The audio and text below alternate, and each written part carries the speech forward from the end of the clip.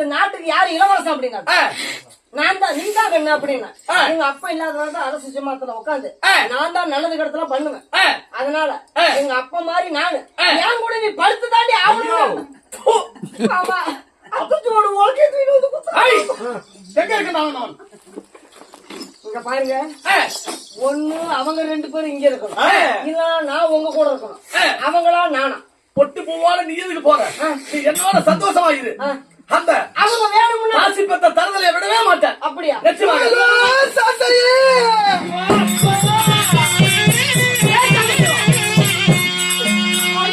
எப்படி சொன்னப்பா